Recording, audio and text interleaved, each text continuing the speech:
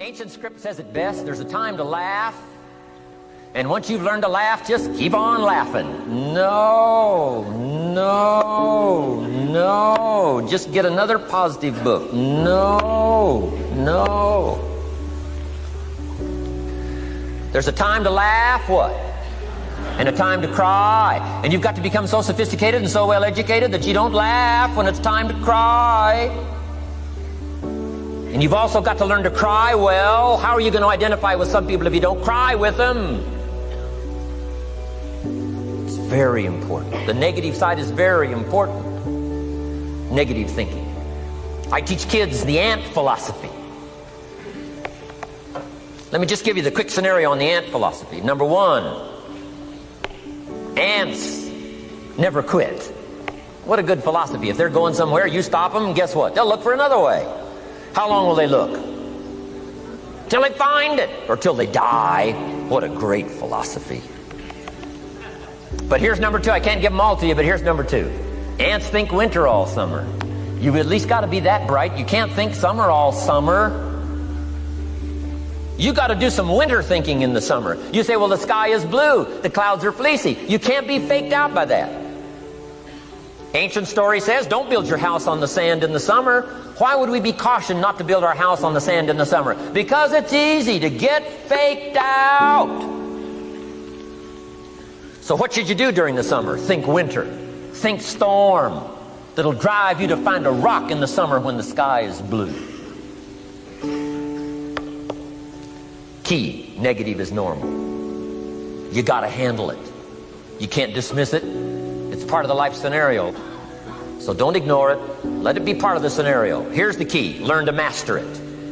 Negative is not to be ignored. It's to be mastered. It makes us better than we are to wrestle with it. It makes us better than we are to be alerted to tyranny that moves into Kuwait, or ignorance that moves into your life, or procrastination that moves in and robs you of your fortune, or poor health that's going to be the legacy of those who neglect their health disciplines. You got to do battle with the enemies on the outside and on the inside. So learn how to handle the negative. And now here's the last, called the positive.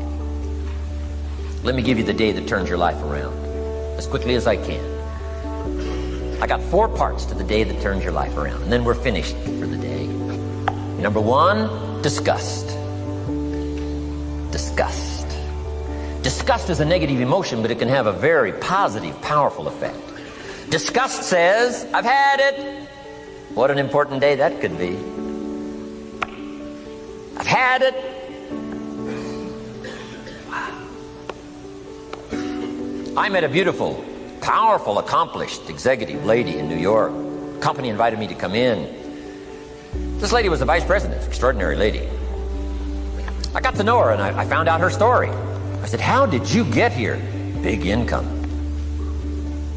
And she never went to college, never went to university. I said, how did you get here? Executive, powerful, income.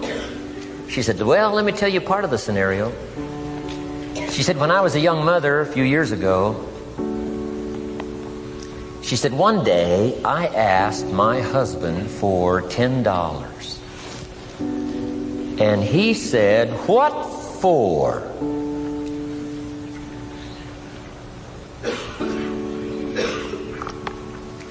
She said, before that day was over, I decided I would never, ever ask again.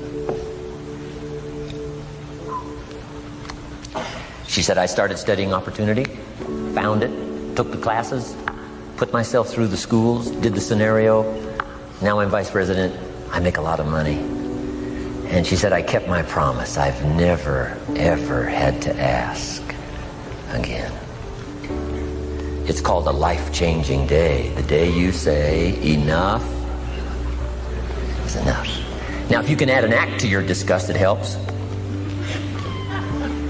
A man takes a shotgun to his car, blows out every window, destroys every tire, puts 100 rounds in it, and says, I've driven this embarrassing thing for the last time. And then he saves it. He saves it. And later when somebody says, how did you become rich and powerful? He says, let me show you this car. One day I'd had it up to here. I blew it to smithereens. Enough is enough. Powerful. Here's the last three. Next is decision. Decision making is a life-changing day.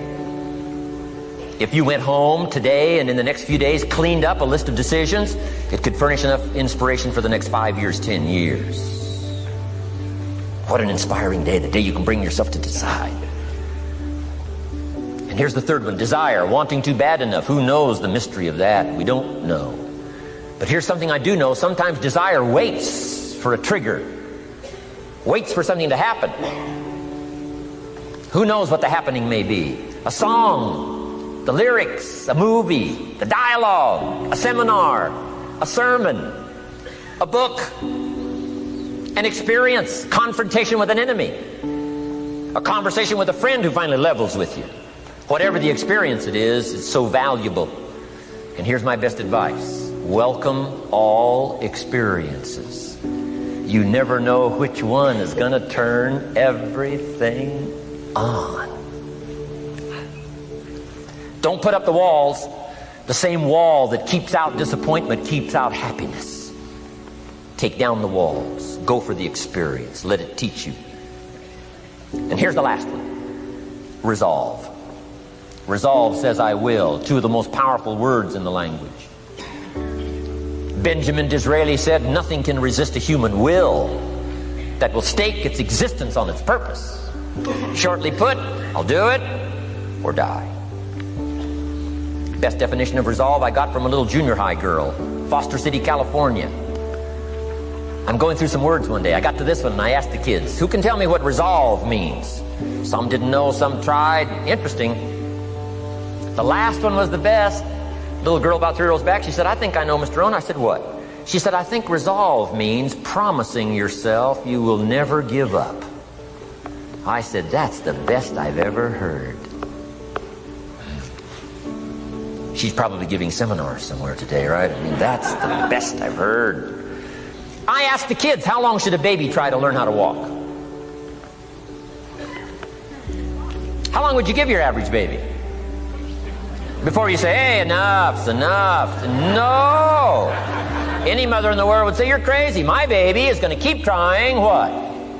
Until. What a magic word. I want you to write it down. Until. Promise yourself you'll read the books until your skills change. You'll go to seminars until you get a handle on it.